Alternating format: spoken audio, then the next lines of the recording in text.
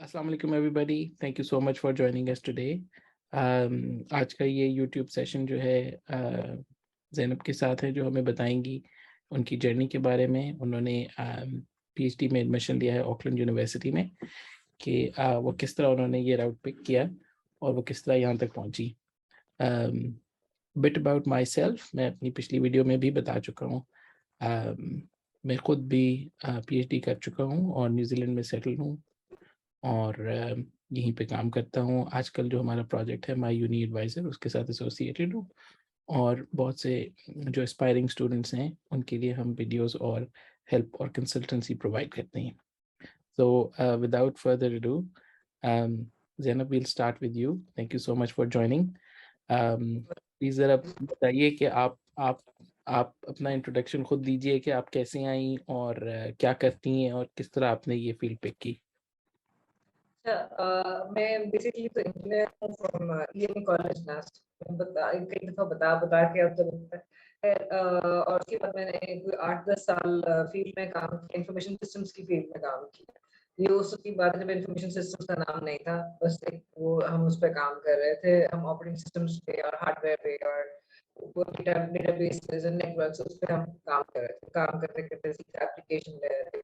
उसके बाद मेरा आई हैड चिल्ड्रन, तो उसकी वजह से मैं अपना जॉब कंटिन्यू नहीं कर सकी क्योंकि मेरी जॉब जो थी वो बहुत ज़्यादा डिमांडिंग थी। उसकी नौयत इस तरह की थी 24/7 बाय फॉरएवर।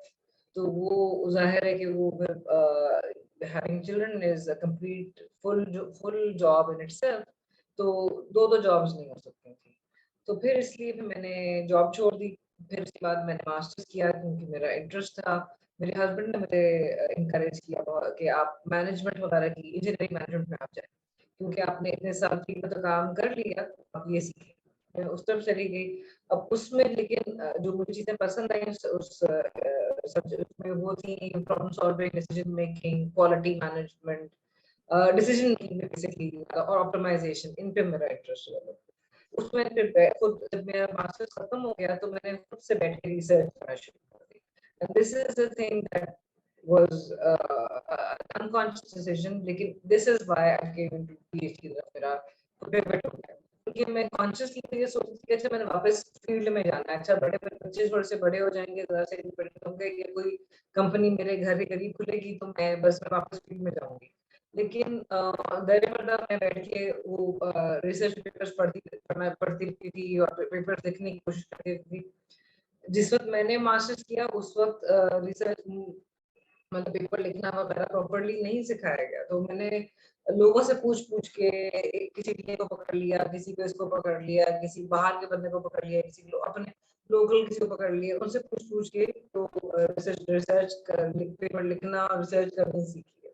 इसमें मैं खास तौर पे चौधरी बिलाल अहमद हैं, खान हैं, आरिश हैं, उनका बहुत ज़्यादा नाम मैं चाहती थी। उन्होंने मुझे बहुत एनकरेज किया। उस वक़्त जब मैं बिल्कुल जब मैं थीसिस कर रही थी मास्टर्स का और मेरी हिम्मत बिल्कुल खत्म हो गई थी, तो उन्होंने मुझे कहा कि नहीं-नहीं आप कर सकती हैं, ये हो सकता है, ऐसी क्या बात है। वो भी मैंने ए से मास्टर्स किया तो उसके एलुमनाई थे। तो उन्होंने मुझे एनकरेज किया, तो उसके बाद मैंने चल सो चल आहिस्ता-आहिस्ता रिसर्च पे पहले तो अच्छा रिसर्च में सबसे मुश्किल काम होता है कि रिसर्च क्वेश्चन क्या होना चाहिए। वो सवाल क्या है, उस सवाल को अ, कंक्रीट बनाना है, एक एक्चुअल स्ट्रक्चर में लेके आना सबसे मुश्किल काम है वो सारा कुछ। तो उसके इसी अथना में मेरा फिर रिसर्च के चक्करों में मेरे कॉन्टैक्ट्स बनना शुरू हो गए इन रिसर्च इन एकेडेमिया। इसमें मैं बहुत ज़्यादा कहती हूँ कि अक्सर एकेडमिक्स नहीं परवाह करते, बट जो करते हैं वो बहुत मुखलिस होते हैं। और उनकी ये भी है कि उनका एक-एक लफ्ज़ जो है मेरे लिए बहुत कीमती साबित हुआ। उनकी बातें या जैसे मुझे एक प्रोफ़ेसर ने ये कहा कि ब जो भी है आपका एडमिशन अब होता है या बाद में होता है, कहाँ भी होता है, पीएचडी तो आप कर ही रही हैं।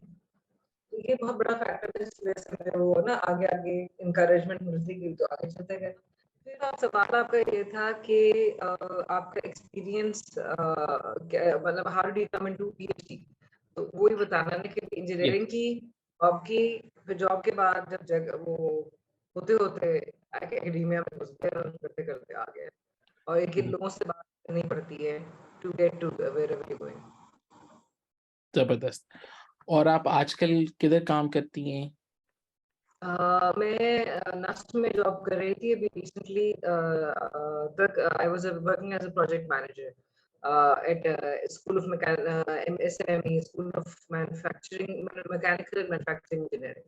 तो it's a bit of anyway, तो वो वहाँ पे काफी अच्छा एक्सपीरियंस रहा, और उसमें हमने मैंने खुद बात करके कि हम डिजिटल ट्रांसफॉर्मेशन की तरफ क्यों नहीं सोचते, क्योंकि हर चीज जो हम कर रहे हैं उसको हमें सॉफ्टवेयर पे, हार्डवेयर पे, उसको हमें एक ऑटोमेट करने की जरूरत है ही है। तो उससे हम बेहतर क्यों नहीं करते। फिर उनका भी इंटरेस्ट था AI में, तो वो चीजों फिर ऐसा ऐसा करके हम उस तरफ और मेरी जो रिसर्च प्रपोजल समझ लेंगे, जो रिसर्च की क्वेरी है वो बनना शुरू हुई। तो वहाँ पर अब देखिए पाकिस्तान में क्योंकि क्लाइमेट चेंज हो रहा था तो बहुत बड़ा मसला है इस वक्त, हम देख रहे हैं सैलाब आया हुआ है, उससे पहले बहुत अनप्रेसिडेंटेड हाई टेम्परेचर्स थे। तो इन चीजों इसकी बहुत बड़ा एप्लीकेशन है इस फील्ड की। Alright, wonderful, wonderful. तो ये बताएं कि जब आपको ये अंदाजा हो गया कि आप यू आर इन एकेडमिक्स और you know this is your cup of tea and this is what you are going to continue, so आपने पीएचडी के एडमिशन का सफ़र शुरू कहाँ से किया? आपने कौन से स्टेप्स लिए शुरू में? क्योंकि बहुत से स्टूडेंट्स हैं जो करना चाहते हैं पीएचडी, लेकिन उनको ये समझ नहीं आती कि वो ये सफ़र कहाँ से शुरू करें। क्या वो पहले यूनिवर्सिटी से रब्ता करें या अपने पुराने प्रोफेसर से पूछें, या किधर से इस सफ़र को शुरू करें? तो उस सिलसिले में गाइड करें स्टूडेंट्स को। अच्छा, इसमें एक चीज तो थी कि दो बातें होती थी। जब आप पढ़ रहे होते हैं और आप मास्टर्स में आप थीसिस कर रहे हैं फॉर इंस्टेंस, या वैसे से कोई खुद से कोई रिसर्च कर रहे हैं, इंडिपेंडेंटली रिसर्च कर रहे हैं, तो आप ऑब्वियसली बहुत सारे रिसर्च पेपर्स में से गुजरते हैं, पढ़ते हैं, देखते हैं। तो आप पहले तो देखिए कि उनमें कौन से लोग हैं जिनकी बात आपको दिल को लगी, और उनका जो काम है वो आपके काम के करीब करीब मैच कर रहा है। तो वहाँ that's your first line of difference कि भाई ये लोग हैं, तो बहुत बड़ा नंबर आएगा, लेकिन ये लोग हैं जो मेरी फील्ड से के करीब करीब है। अच्छा, फिर आप उनके पीछे देखिए कौन सी यूनिवर्सिटी है, क्या वो किस यूनिवर्सिटी से मुंसलिक है, क्या वो यूनिवर्सिटी काम कर रही है कि नहीं कर रही है, तो उससे फिर आप आगे पीछे उससे आप निकालते हैं। इसमें दो तरीके हो सकते हैं। एक तो ये जैसे मैंने बताया कि रिसर्च जो आप कर रहे थे उसी में से आप फेलो रिसर्चर्स को टारगेट करें और देखें वो किन यूनिवर्सिटीज में है, वहाँ अप्लाई करना शुरू कर दें, और उन रिसर्चर से इनफॉर्मली ईमेल के थ्रू या वैसे बात करना शुरू कर दें। हर वुमन रिसर्चर के ईमेल एड्रेसेस अवेलेबल होते हैं, तो आप एकेडमिक से तो उनसे आप बातचीत शुरू करें। दूसरा तरीका ये होता है कि फॉर इंस्टेंस आपको ये पता है कि मैं कुछ ममालिक जा सकता हूँ, कुछ जगह नहीं जा सकता, लैंग्वेज बैरियर है या कोई और वजह है जैसे, तो फिर आप ये करें कि उन ममालिक में यूनिवर्सिटीज को देखें, और उन यूनिवर्सिटीज में आप ढूंढें कि वो कौन से वाले, वो डिपार्टमेंट्स, वो स्कूल्स कौन से वाले हैं जो आपकी फील्ड के करीब करीब है। ठीक है। अच्छा, दो चीजें बहुत इंपॉर्टेंट है यहाँ पे। एक ये कि कोई भी स्कूल एग्जैक्टली आपके साथ मैच नहीं करेगा, और दूसरी चीज ये कि आप एक दफा देखेंगे, अगली दफा देखेंगे तो वो चीज स्विच हो चुकी होगी, चेंज हो चुका होगा, some definition, something will change. That's okay, don't panic. उसके भी आप अप्लाई करना शुरू करें ऐसे, बिकॉज आप बहुत सारे लोगों को से बात करेंगे तो फिर कहीं से आप उसमें से दो तीन अच्छे आकर आपको जवाब मिलेंगे जिनका आप एवेन्यूज को फॉलो कर सकते हैं। इसका नुकसान नहीं है, इसका फायदा है कि जब बार बार आप लोगों से बात करते हैं और कहते हैं कि जी हाँ मेरा आइडिया है, मैं इस चीज पे रिसर्च करना चाहती हूँ, ये वो, तो आपका आइडिया और रिफाइन, विद एवरी आइटरेशन आपका आइडिया और रिफाइन होता जाता है। आप और आपको समझ आ शुरू होती है कि मैंने काम क्या करना है। जब कोई ना करता है तो आपको समझते हैं कि अच्छा ये हाँ ये कमजोरी थी, इसको ऐसे ठीक, ऐसे और बेहतर किया जा सकता है, तो बिल्कुल उससे सही, फिर बिल्कुल सही। अच्छा, बहुत से स्टूडेंट्स मैंने ऑब्जर्व किया कि वो पीएचडी करना चाहते हैं लेकिन वो रिसर्च पेपर्स नहीं पढ़ते और बस उनके जहन में ख्याल है कि उन्होंने एक काम करना है, और उनको लगता है कि जो उनके जहन में जो रिसर्च गैप एग्जिस्ट करता है वो हकीकत में भी एग्जिस्ट करता है। ऐसे ऐसे स्टूडेंट्स जो ये सोच रहे हैं उनके लिए क्या मशवरा है आपका? नहीं, there is no shortcut to reading those research. ये कि आप स्पीड रीडिंग कर सकते हैं, ये कि आप पहले सिर्फ एब्स्ट्रैक्ट वगैरह पढ़ लें जल्दी जल्दी, और फिर जो पेपर बहुत आपको लगे तो फिर उसकी तफसील में जाएं। और ये भी बात होती है कि फिर टाइम, जैसे मैं तो अभी उस लेवल तक नहीं पहुंची हूँ, लेकिन जो मेरे से आगे लोग हैं वो कहते हैं कि अब मैं कि हम जल्दी जल्दी पढ़ के तो 15 आधे घंटे 2 घंटे में हमें पता चल जाता है किसी पर मैं क्या था और हम मूव ऑन, बिकॉज अब उन्होंने जैसे हमें पढ़ना पड़ता, हम पूरा इंट्रोडक्शन भी पढ़ेंगे, फिर उसकी बॉडी पढ़ेंगे, फिर उसकी conclusion। लेकिन पीपल लाइक यू जो पीएचडी कर चुके हैं, अपनी फील्ड के मास्टर्स हो चुके हैं, तो वो जो है वो फिर सिर्फ बेसिक मेथडोलॉजी वगैरह लिखेंगे, जिसने क्या बात की, क्या क्या, वो जल्दी जल्दी आगे निकल जाएंगे। तो ये चीजें ये वक्त के साथ साथ आती है, लेकिन ये जब तक आपको पीएचडी है ही ये चीज, रिसर्च पेपर्स एग्जैक्टली। पढ़ना, नतीजे अखज करना और अपना काम उससे और स्ट्रीमलाइन करना। जो गैप आपको लग रहा है कि आपके दिमाग में है, 90% टाइम आप रिसर्च खोल के बैठते हैं तो पता चलता है वो गैप फिल हो चुका है। बिल्कुल सही। तो उसको आपको या कहीं तो कि अच्छा जैसे होता है ना कि ये जो है ना, इस पे एक नुक्ता, यूजली रिसर्च क्या होती है, पूरी जो कहानी लिखी हुई है उसमें एक आखिरी एक नुक्ता आप लगा रहे होते हैं, बिल्कुल, आई कहानी एग्री।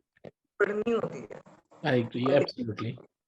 क्योंकि मेरे ख्याल में जब हम बहुत से लोग और मैं खुद भी जब पीएचडी नहीं की थी तो यही ख्याल था कि ये एक टॉपिक है, मेरी मैनेजमेंट में है, तो मुझे लगता था कि अगर मैं इस एरिया में कर लूँ तो ये चीज़ हॉट टॉपिक है, शायद इस पे बात की जा सकती है और रिसर्च की जा सकती है। लेकिन जब करना शुरू किया तो मालूम हुआ कि नहीं, ये तो बहुत ही ब्रॉड है और बहुत स्पेसिफिक होना पड़ेगा चीज़ों के अंदर। एग्जैक्टली और बहुत नैरो करना पड़ेगा, गैप को डिफाइन करना पड़ेगा, उसका स्कोप बनाना पड़ेगा। अच्छा, तो ये तो डेफिनेशन डेफिनेटली एक पीएचडी के अंदर एक ये लर्निंग है कि जब स्टूडेंट्स ये करेंगे, उस प्रोसेस से गुजरेंगे और वो कुछ माह उनको लगेंगे प्रोबेबली कि वो अपना स्कोप डिफाइन करें और अपना रिसर्च गैप को प्रॉपर्ली आइडेंटिफाई करें। उससे पहले जब वो अगर आपका स्कोप जो मेरा एक्सपीरियंस रहा, मैंने 2-3 साल से अप्लाई कर कोशिश करी, जब मेरा स्कोप क्लियरली डिफाइन हो गया तो मुझे मुस्बत जवाब जल्दी मिलने लगे, बिल्कुल सही। quick answers, because they knew कि when I was emailing them or I was contacting, email usually होती है, आप email करते हैं या बहुत हुआ तो LinkedIn पे आपने उन्हें contact कर लिया, तो when they saw कि अच्छा succinct और एक जो है ना बहुत एक लेजर फोकस वाली बात हो रही है, तो उस पर जवाब आना शुरू हो गया। जब बिल्कुल सही। शुरू में आप vaguely कहते हैं कि these fields are of my interest and all, they don't answer that because आपको भी एक्सपीरियंस है कि ये भाई उन्हें पता है कि अभी इसका काम अभी कच्चा है, अभी और काम हम्म, अभी हम्म, कसर, वो छोड़ देते हैं। आई आई आई थिंक आपने मेरे सवाल का बिल्कुल सही आंसर दे दिया और हम इसी तरफ आ रहे था कि स्टूडेंट्स जो हैं वो अगर जितनी रीडिंग करेंगे पहले उतना अच्छा है, जितना उनको अंदाज़ा होगा कि ऑलरेडी क्या काम हो चुका है। तो जो प्रोफेसर्स लेने वाले हैं स्टूडेंट्स को, जिन्होंने अपनी सुपरविजन में लेना है, उनको भी एक कॉन्फिडेंस मिलता है कि स्टूडेंट ने पढ़ाई कर रखी है, स्टूडेंट तो को पता है छोटी छोटी चीज़ों के बारे में, किसको पता है कि कौन से ऑथर्स इस एरिया में ज़्यादा काम करते हैं, कौन सी ऐसी साइटेशंस हैं जो कि इस शोबे में जो है वो ज़्यादा इम्पोर्टेंट हैं और उनका जिक्र होना चाहिए, और किस तरह इस रिसर्च गैप को जो है ना वो स्टूडेंट ने उस तक पहुंचाए। अब इसमें 2 चीजें होती हैं। एक है कि जैसे अब जब आप रिसर्च पीएचडी के लिए स्पेसिफिकली मास्टर्स का सिस्टम फ़र्क है। मैं पीएचडी के उससे बात कर रही हूँ, तो उसमें ये होता है कि जब आप रिसर्च प्रपोज़ल आपको लिख के भेजना पड़ता है।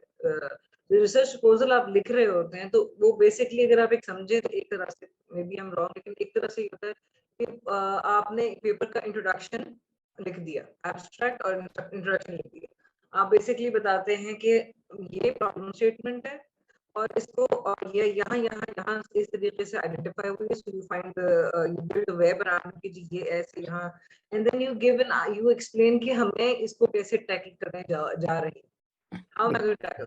बिल्कुल एक ही ठीक। प्रॉब्लम टैकल करने के 100 तरीके होते हैं, एंड उसमें आपको 2 चीजें बहुत ज्यादा हैं कि एक तो अपने कोर सब्जेक्ट के कोर इंटरेस्ट पे मेहनत करने की जरूरत है रिसर्च, दूसरे रिसर्च मेथड्स पे बहुत काम करने की जरूरत है। क्योंकि जब सेकंड स्टेप जब आपने रिसर्च प्रपोजल भेज दिया और कोई प्रोफेसर ने आपको रिस्पांस दिया, उसने कहा लेट्स टॉक अबाउट इट, अब वो एक इनफॉर्मल सी मीटिंग है जैसे और आप बात कर रहे हैं इस तरीके से, तो उसमें क्या है, अब they don't, it's not a job interview, but they will ask कि, and it is a job interview, but they will ask कि आप किस मेथड से इसको अप्रोच करेंगे। मेरा सिंपल सवाल था, इज इट क्वालिटेटिव और क्वांटिटेटिव, और बिल्कुल सही। जो भी आप मेथड कह रहे हैं, तो आपने इसको कैसे, वो कौन सा मेथड है, अच्छा बताएं।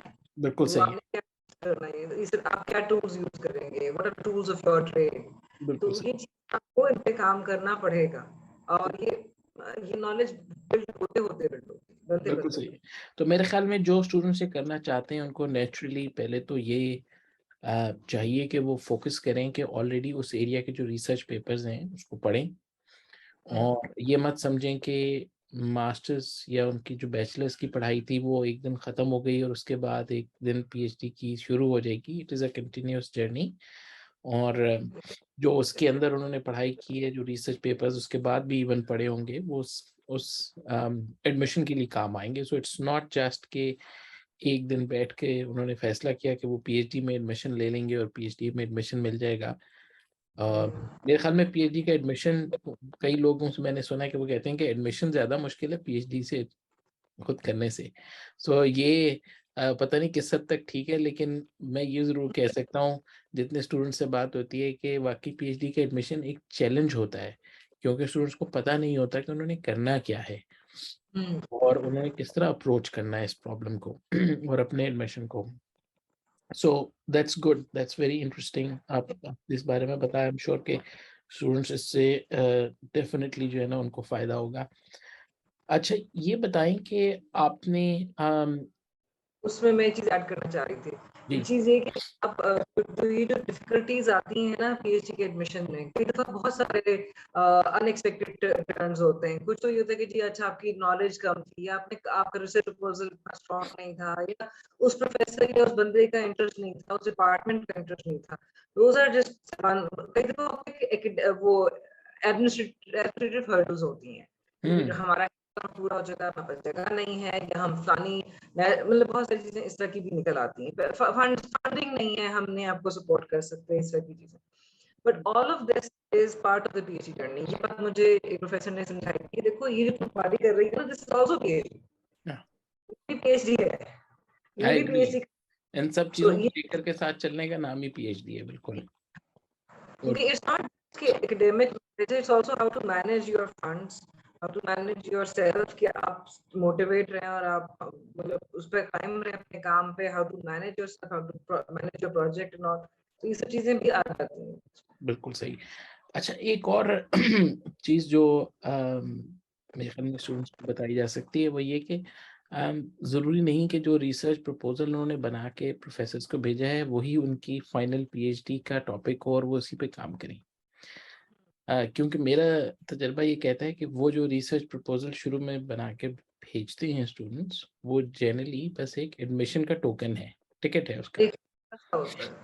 तो आप स्टूडेंट्स ने बेसिकली बस एंटर होने के लिए एक प्रपोजल बनाना है और प्रोफेसर को ये कन्विंस करना है कि उनको पता है इस एरिया में काम का, और लिखने का अंदाज आता है उन्हें, उन्होंने कुछ हाँ, पढ़ा लिखा है इस बारे में, उनको पता है कि क्या एग्जैक्टली करना है। सो इट डजंट मीन कि जो रिसर्च प्रपोजल बना रहे हैं उसमें अगले 4 साल तक वो पीएचडी भी करते रहेंगे और बाकी ज़िंदगी भी उसी एरिया में गुजारेंगे, ऐसा हरगिज़ नहीं है। वो जो टॉपिक होगा वो मोस्ट लाइकली चेंज हो जाएगा। जो एक मूवी थी हमारे आपके जमाने की, जो मैट्रिक्स, उसमें वो कहता है ना, मॉर्फियस कहता है नियो को के difference between knowing the path and walking it. So that is the fact कि अगर आप when you एक कि आपने knowing the path is your research proposal, कि आपने सोचा कि मैं ये करूंगा, फिर ये करूंगा, फिर ये करूंगा, फिर ये पीएचडी मेरी हो जाएगी। सुपरवाइजर भी जो आपको बना के दे, when you are selected, supervisor will make a game plan for you, a plan कि ये landmarks होंगे, ये अचीव किए जाएंगे, ये। But when you walk the path, it's going to be different. So, and that is fine as well. वही तो कमाल है। अगर अनप्रेडिक्टेबिलिटी है, और ये तो अगर आपको सब कुछ पहले से पता चल जाए तो फिर मजा क्या। All right, thank you, Zainab, for continuing with this interview. Couple of more questions for you. Um, पहला सवाल तो ये कि how to find a right program. इसमें दो काम आप कर सकते हैं। एक तो ये कि जैसे आपने जब मास्टर्स करते हैं तो उसमें भी बहुत सारे सब्जेक्ट्स आप पढ़ते हैं, तो उसमें आपको जो पसंद आता है उसकी बेसिस पे आप थीसिस करते हैं। थीसिस में जो आप रिसर्च करते हैं, उसमें जो रिसर्च वो जिन लोगों की वो रिसर्च है, जो जिन लोगों की पब्लिश्ड है, उनको आप देखें कि वो कौन लोग हैं, उनको फिर प्रोफाइल उनकी गूगल स्कॉलर पे चेक करें। कि वो लोग कौन है, उनका अभी भी वो इस फील्ड में काम कर रहे हैं और क्या काम किया हुआ है, एंड फिर आप उनसे कांटेक्ट करके इनफॉर्मली और बातचीत शुरू करें और समझें कि आप इसको आगे परस्यू कर सकते हैं कि नहीं कर सकते। दूसरा ऑप्शन ये है कि आप ममालिक देखें, उनमें अच्छी यूनिवर्सिटीज देखें जहाँ पर स्कॉलरशिप्स वगैरह अवेलेबल हैं जो भी, एंड देन वहां पर आप जो हर यूनिवर्सिटी के अंदर अपने से करीब तरीन डिपार्टमेंट ढूंढ के और वहां पर प्रोफेसर्स को आप लिस्ट डाउन करें। वेबसाइट पे हर हर हर यूनिवर्सिटी की वेबसाइट पे प्रोफेसर्स के नाम आए हुए होते हैं, टीचर्स के, लेक्चरर्स के, and then start one by one उनकी प्रोफाइल देख के, गूगल स्कॉलर पे प्रोफाइल देख के जो आपके करीब तरीन आता है उसके साथ आप बातचीत शुरू करें। उनके they are also looking for people, तो आपको इंशाल्लाह मिल जाए। बिल्कुल, I think it goes both ways. It's not just कि students are looking for professors and potential supervisors भी अच्छे students की तलाश में हैं, और उनको वो भी रहते हैं कि हमें कोई ऐसा स्टूडेंट मिल जाए जो कि इंटरेस्टेड हो, मोटिवेटेड हो, काम को जानता हो और PhD कर सकता हो। Alright, another question: how to find funding for your PhD?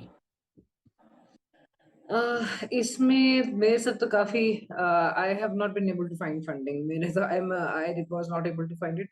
इसमें एक तो ये कि आपकी होस्ट कंट्री जो है उनकी भी प्रोग्राम्स चलते रहते हैं, सो एचईसी की वेबसाइट पे आप अक्सर बार बार गाहे बगाहे एक नजर डालते रहे। उसके अलावा कुछ फेसबुक पे ग्रुप्स वगैरह है, स्कॉलरशिप नेटवर्क वगैरह, उन पे भी एक नजर रखें कि वहां पर स्कॉलरशिप आती रहती है। थर्ड ऑप्शन ये होती है कि जो यूनिवर्सिटी होती है उनके अपनी वेबसाइट के ऊपर looking for funding, her department की और यूनिवर्सिटी की ओवरऑल फंडिंग का भी अलग पेज होता है, वहीं पर उसमें होता है, आप वहां पर सर्च कर लें कि कौन सी फंडिंग के लिए आप क्वालिफाई करते हैं। मतलब not all funding is for you, को जैसे मैं इंजीनियर हूँ और कोई माइक्रोबायोलॉजी की फंडिंग है तो प्रॉब्ली मेरा उससे मैच नहीं करता, बट हो सकता है कोई और हो, स्टेम, विमेन इन स्टेम की हो तो वो मेरे साथ मैच करती हो, तो उसके लिए भी apply कर। बिल्कुल सही। इसके अलावा ये बात है कि अक्सर जैसे न्यूजीलैंड का मेरा एक्सपीरियंस ये रहा है कि the scholarships were more for people who were on ground. तो ये भी बात है कि आप पहुंचे तो कुछ ना कुछ मिल ही जाएगा, ये भी एक हम्म। एक एक लेमैन का ओपिनियन है, नॉट अ शोर शॉर्ट बात, लेकिन आई वुड एग्री कि ऐसे स्टूडेंट्स, क्योंकि मेरा एक्सपीरियंस ये है कि ऐसे स्टूडेंट्स जिनके पास नहीं थी फंडिंग शुरू में अपनी PhD के स्टार्ट में, और जब उन्होंने स्टार्ट कर ली तो उसके बाद अलोंग द वे उनको जो था वो कोई ना कोई ऐसा सोर्स मिल गया फंडिंग का। सुपरवाइजर्स ने उनको दे दिया कोई ना कोई सोर्स कि आप हमारे साथ टीएशिप कर लें या आरए बन जाएं, किसी पेपर में कंट्रीब्यूट कर लें, कोई डेटा कलेक्ट कर लें, कहीं एनालिसिस कर लें, तो वो I think that really work well for them. So you are right in that sense के ज़रूरी नहीं कि सारी फंडिंग अपॉर्चुनिटीज़ पहले दिन से पब्लिकली अवेलेबल हों और पता भी हों। बहुत सी फंडिंग अपॉर्चुनिटीज़ ऑन ग्राउंड जाकर सिस्टम का हिस्सा बन के पता चलती हैं। बिल्कुल। हाँ, और कई दफा होता है कि शोर शॉर्ट चीज जो हाथ में होती है वो फेल कर जाती है, तो nothing to feel bad about, again this is part of the experience of PhD, this is life. और ये कि जहाँ एक दरवाजा बंद हुआ दूसरा जरूर खुलता बिल्कुल सही। अच्छा, एक और सवाल, ये कि जो यूनिवर्सिटी एडमिनिस्ट्रेशन ऑफिस है वो किस तरह आपको हेल्प कर सकता है? कोई ऐसे सवाल जो उनसे पूछे जाएं, और क्या वो हेल्प भी करते हैं या नहीं करते? आपका एक्सपीरियंस इस बारे में कैसा रहा? है। अच्छा, इसमें ये है कि एडमिशन ऑफिस होता है, ग्रेजुएट रिसर्च स्कूल होता है, ग्रेजुएट रिसर्च ऑफिस होता है, जो बेसिकली या हर यूनिवर्सिटी के अपने अपने नाम हैं, तो you have to look for them, या डिस्क्रिप्शन आपको देखनी पड़ती है, यूनिवर्सिटी की वेबसाइट पे सर्च लगाएं तो उसमें आपको advisory, student advisor, admission advisor, कोई ना कोई उनका सीएसआर, हर यूनिवर्सिटी का सीएसआर का वो होता है कि आप ईमेल करेंगे तो उनका सीएसआर ने आपको जवाब देना ही देना है, तो आपको जवाब मिलना शुरू हो जाएगा। यहाँ पर जो सिक्का चलता है ना, the currency that works is politeness. Be always be polite, always say thank you, always say regards, hoping for a speedy response. ये चीजें, पोलाइटनेस का दामन किसी सूरत हाथ से नहीं छोड़ना। अच्छा, उसके बाद है कि जब आप लेकिन और अक्सर जो सीएसआर जो होते हैं उन्हीं के थ्रू आपको सारी इंफॉर्मेशन वो आपको दे देते हैं कि आपको अगर फॉर एग्जांपल हेल्थ इंश्योरेंस के लिए अप्लाई करना है तो वो आपको बता दें कि जी इस पेज पे यहाँ पर लिंक है, यहाँ से आप वो फॉर्म फिल आउट करेंगे। तो a lot of things are available like that. The things you have to take care of is the tuition fees, your health insurance, your accommodation. ठीक है, ये तीन चीजें जिनको आपको लाजमी कवर करना है। और वो उसमें यही कि आप इसमें आपका सुपरवाइजर आपको help नहीं कर सकता जितना आपको एडमिनिस्ट्रेशन हेल्प करे। बिल्कुल सही, बिल्कुल सही। अच्छा, एडमिशन की और रिक्वायरमेंट्स क्या थी पीएचडी में? Was IELTS one of the requirements, GRE, GMAT, कोई चीज इस तरह की थी आपके केस में? IELTS academic was required for, देखिए इसमें मुल्कों में फर्क होता है, कहीं टोफल चलता है, कहीं जीआरई चलता है, कहीं आईएलटीएस चलता है। आईएलटीएस इज वेरी पॉपुलर, अक्सर इस्तेमाल होता है, तो यस डू गिव आईएलटीएस। और आप देख लें जिन यूनिवर्सिटीज को आप टारगेट कर रहे हैं वहां पर आईएलटीएस एकेडमिक चाहिए कि आईएलटीएस जनरल चाहिए, ये भी फर्क होता है। तो आप देख लें, तो वो उसमें, लेकिन आईएलटीएस आई वुड से कि जब आप अप्लाई करने वाले हो ना उसकी करीब तरीन डेट पे आप आईएलटीएस दें, क्योंकि वो सिर्फ 2 साल के लिए वैलिड रहता है। तो 2 साल के बाद अब फिर अगर फॉर एग्जाम्पल एडमिशन नहीं हुआ या समथिंग फेल थ्रू, आप डिले कर दे, 2 साल बाद दोबारा कर रहे होते हैं, एंड इट्स अब ऐसे से होके आईएलटीएस महंगा हो गया। तो ठीक है। ये चीज देखने वाली है। अच्छा, एक और सवाल इसमें कि क्या आईएलटीएस की रिक्वायरमेंट एडमिशन फॉर्म सबमिट करने से पहले थी या बाद में वो कंडीशनल होती है कि आप अप्लाई करने अगर सक्सेसफुल हुआ, पार्शली कंडीशनल हुआ आपका एडमिशन, तो फिर आप आईएलटीएस दे दें? कैसे हो, कैसे था आपका एक्सपीरियंस? यूनिवर्सिटी से मैंने अप्लाई किया है उन सब में, तो ये हुआ कि मैं जब उनका जो फॉर्म फिल आउट कर रही थी, तो उसमें ही आईएलटीएस का स्कैन, जैसे आपने अपने ट्रांसक्रिप्ट का स्कैन करके कॉपी अपलोड करनी है, आपने अपना डिग्री चीज कॉपी स्कैन करके अपलोड करनी है, एक्सपीरियंस वगैरह, उसके अलावा आप दो उसी में आपका आईएलटीएस का भी वो है कि आपने आईएलटीएस की कॉपी स्कैन करके अपलोड करनी है।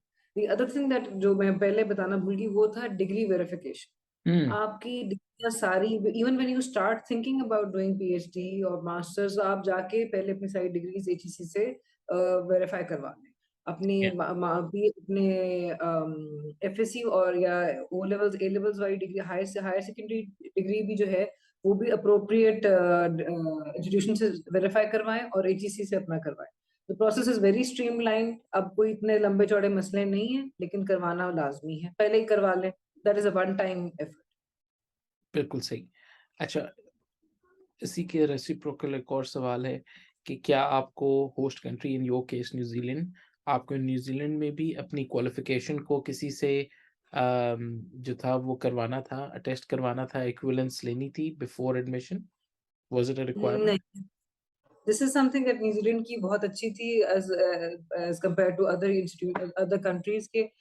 जब कोविड की वजह से प्रोसेसेस काफी लंबे भी हो गए थे और कॉम्प्लेक्स भी हो गए थे, तो इनका और उसमें सबसे न्यूजीलैंड वालों का सबसे अच्छा ये था, यूनिवर्सिटी ऑफ ऑकलैंड का ये सबसे अच्छा था कि उन्होंने कहा कि आप अपनी डिग्री जो है वो किसी से भी, किसी नोटरी पब्लिक से वेरीफाई करवा के उसकी फोटोकॉपी पे स्टैंप लगवा के और आप भेज दें। ठीक है, that was their only requirement. तो that was very useful. Australia की अलग रिक्वायरमेंट्स हैं, कनाडा की अलग रिक्वायरमेंट्स हम्म। हैं, and they don't apply to New Zealand. तो ये हर एक की फर्क फर्क है, ये आपको देखना पड़ता है, जब आप फॉर्म फिल आउट करते हैं तभी आपको ये रिक्वायरमेंट्स नजर आती ठीक है। अच्छा, एक और सवाल, चूंकि हम अभी आइल्स की बात कर रहे थे और बहुत से स्टूडेंट्स आइल्स के बारे में पूछते हैं कि उसकी तैयारी कैसे करें, किन सोर्सेज के पास जाएं और कितना टाइम दें।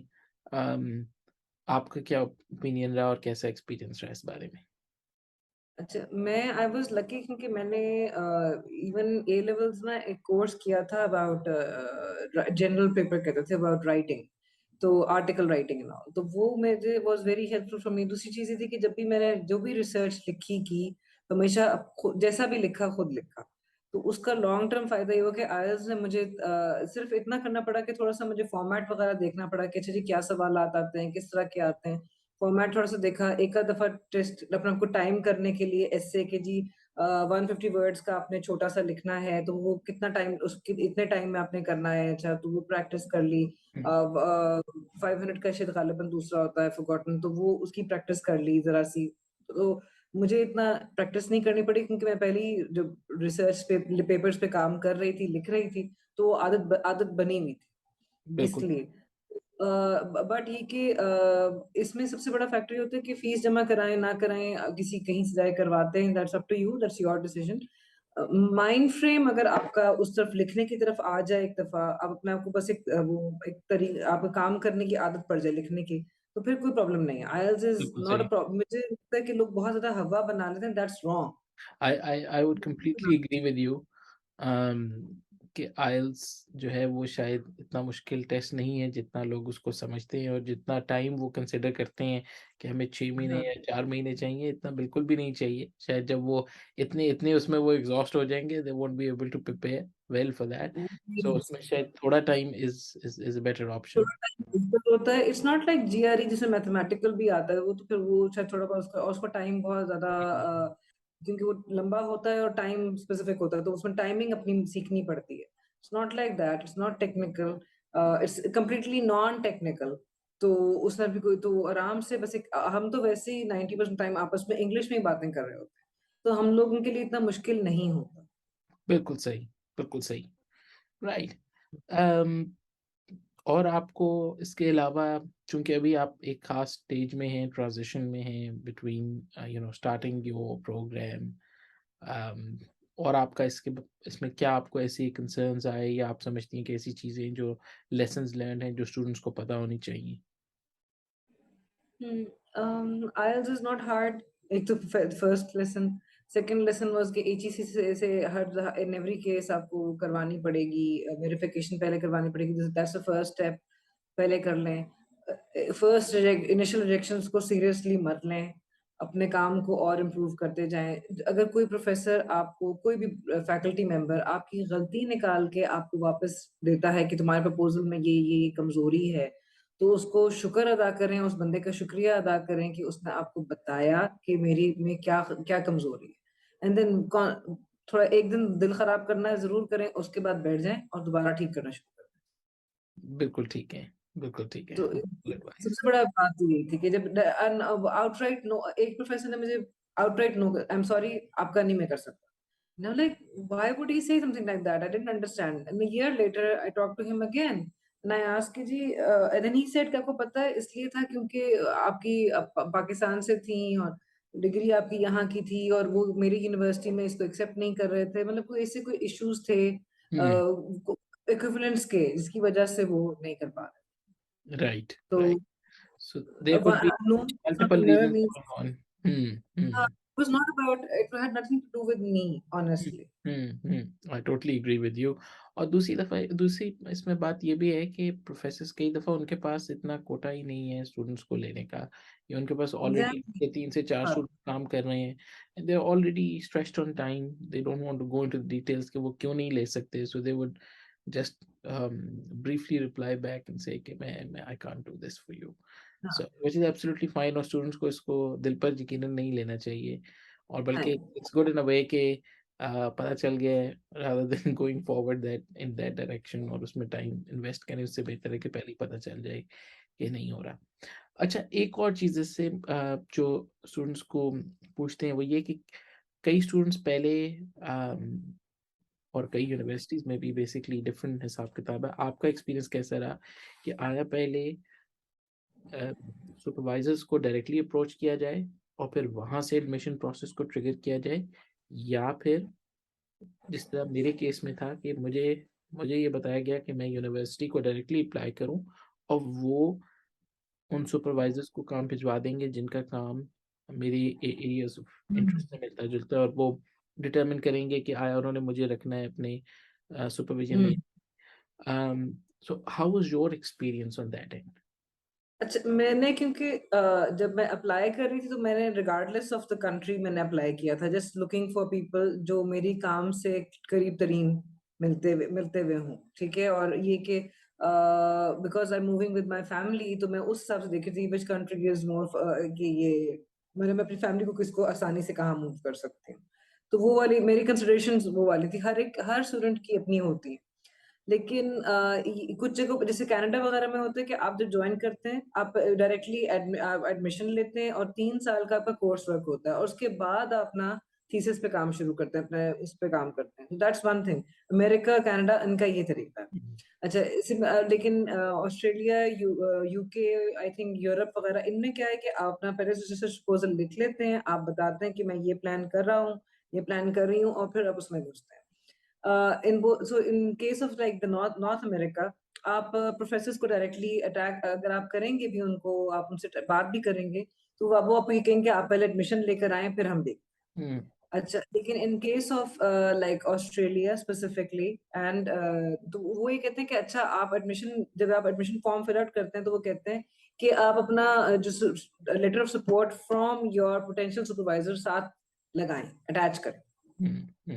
This supervisor has chosen to work, has accepted to work with you, and उसका जो letter of acceptance है, जो email है, proof है, वो आप साथ में।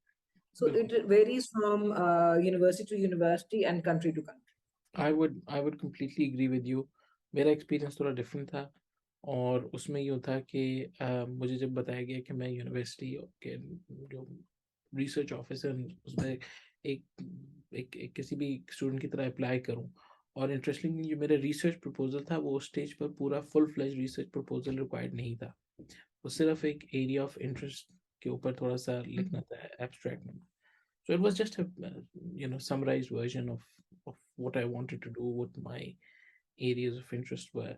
मैंने उसको बनाकर दिया और मेरे ख्याल में उस बेसिस पे उन्होंने डिटरमिन किया कि किस किस्म के और किस प्रोफेसर के पास ये काम जाना चाहिए, और फिर उन्होंने इंटरव्यू में डिटरमिन किया बिकॉज रिक्वायरमेंट प्रपोजल नहीं थी।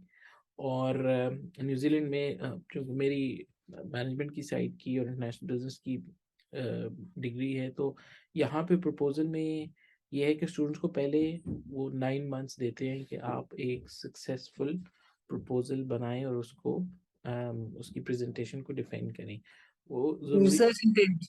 Exactly. So it's not necessary कि वो 9 मंथ्स के अंदर ही ख़त्म करना हो। जनरली स्टूडेंट्स जो मेरा एक्सपीरियंस था वो साल ले जाते थे इस काम में, बट बहुत टाइम नहीं मिलता कि उसको उस काम में 2 से 3 साल लग जाए। बट वो that was enough to determine कि हमने करना क्या है, और स्टूडेंट ने किस तरह क्या काम करना है। उस दौरान वो अपने प्रोफेसर से मिलेंगे और एक से ज़्यादा सुपरवाइजर्स होंगे, उनसे बातचीत करेंगे और अपना स्कोप है रिसर्च का जो उन्होंने अगले 2 से 3 साल में करनी है उसको उसको जो है ना वो क्रिस्टलाइज करेंगे।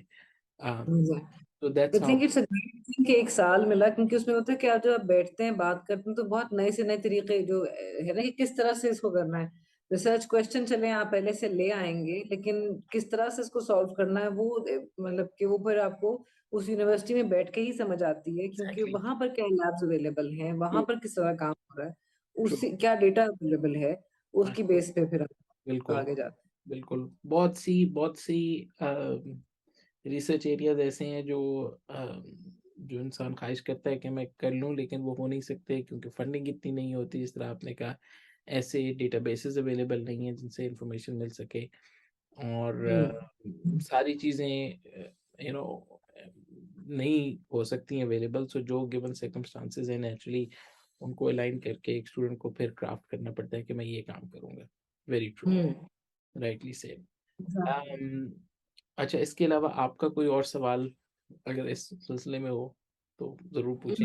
मेरा तो अभी जो सवालात हैं वो बहुत बेसिक किस्म के इस तरह के आ गए हैं कि अच्छा अगर शिफ्ट होते हैं तो फिर कॉस्ट ऑफ लिविंग किस तरह कितनी है, और जो है अकोमोडेशन कैसे ढूंढी जाती है न्यूजीलैंड में, कहाँ पर ढूंढी जाएगी, मतलब कि अगर जैसे फॉर एग्जांपल अकेले मूव करें तब कितना कॉस्ट होगा, और फैमिली के साथ मूव करें तब किस तरह से होगा, जॉब मार्केट कैसी है, इसके अलावा मतलब इस तरह की चीजें हैं, और हेल्थ इंश्योरेंस वगैरह क्या होती है, क्या कर सकते हैं उसके लिए, ये चीजें। राइट। इस सारे एरियाज वो हैं जिन पे बहुत डिटेल में डिस्कशन हो सकती है, और हर स्टूडेंट के अपने यूनिक सर्कमस्टांसेस हैं जिनके ऊपर हम उनको एडवाइस करते हैं। अच्छा, इसके अलावा जो हेल्थ इंश्योरेंस का आप बताएं। अच्छा, हेल्थ इंश्योरेंस में ये है कि यूनिवर्सिटीज़ के अपने पैनल पे और हेल्थ इंश्योरेंस कंपनीज होती हैं जिनने बड़े अच्छे इंश्योरेंस पैकेजेस स्टूडेंट्स के लिए बनाए हुए हैं, और सही सही ज़्यादा सही। दिन के स्टूडेंट्स खुद से हंट करें कि उन्होंने कहाँ से इंश्योरेंस लेनी है। मेरा हम्म। तजुर्बा यूएस और न्यूजीलैंड का यही है कि अगर आप यूनिवर्सिटी के थ्रू हेल्थ इंश्योरेंस परचेज करते हैं तो वो एक बहुत ही मुनासिब रेट पे भी होती है, क्योंकि वो इतने बल्क में बाय करते हैं स्टूडेंट्स के लिए कि उनका रेट बहुत अच्छा होता है यूनिवर्सिटी के थ्रू। हम्म। दूसरी बात ये कि वो उसमें बहुत एक वाइड स्कोप ऑफ सर्विसेज भी अवेलेबल है स्टूडेंट्स को जब वो खुदा न खास्ता जाती हैं अपनी किसी भी हेल्थ के लिए इशू के ऊपर। तो मैं स्टूडेंट्स को यही रिकमेंड करता हूँ कि वो यूनिवर्सिटी के थ्रू हेल्थ इंश्योरेंस को परचेज करें। हम्म। इसमें एक चीज़ थी कि जब मैंने एडमिशन लिया तो मेरी हेल्थ इंश्योरेंस तो फीस के अंदर ही, ट्यूशन फीस के अंदर ही बंडल थी। लेकिन जब मैंने फैसला किया कि जी फैमिली भी मूव करेगी, तो फिर मैंने उनको दोबारा ईमेल की, तो उन्होंने मुझे एक फॉर्म का बताया, this is for university of Auckland specifically, कि फॉर्म का बताया कि ये फिल आउट करें तो फिर आपकी फैमिली की भी जो है इंश्योरेंस उसमें बंडल होगी और आपकी फीस जो है वो अपडेट हो जाएगी, इसका कॉस्ट अपडेट हो जाएगी। तो दैट इज मतलब कि अप्रिशिएट करना चाहिए कि बहुत फायदेमंद चीज है न्यूजीलैंड की। इसी तरह से एक और चीज जो न्यूजीलैंड की बहुत फायदेमंद है, जो बहुत बड़ा डिसाइडिंग फैक्टर है, वो ये कि न्यूजीलैंड की फीस जो है, ट्यूशन फीस, वो डोमेस्टिक स्टूडेंट की और इंटरनेशनल स्टूडेंट की बराबर है, as compare to other countries जहाँ इंटरनेशनल स्टूडेंट की फीस बेइंतहा ज्यादा है। और आप जाहिर है कि अगर आपके पास स्कॉलरशिप नहीं है तो आप उसको फिर अफोर्ड नहीं कर सकते। सही है। तो मास्टर गुड। मेरे ख्याल में इस कॉन्वर्सेशन को आज यहीं ख़त्म करते हैं। आपका काफ़ी बिल्कुल, के लिए बहुत शुक्रिया आपका टाइम देने का। और बहुत बहुत शुक्रिया। ये ना, आई होप कि बहुत से स्टूडेंट्स जो इस वीडियो को देखेंगे उनको इससे फ़ायदा होगा और नेचुरली इंशाल्लाह। उनकी उनकी जर्नी जो है ना वो आसान होगी। अच्छा।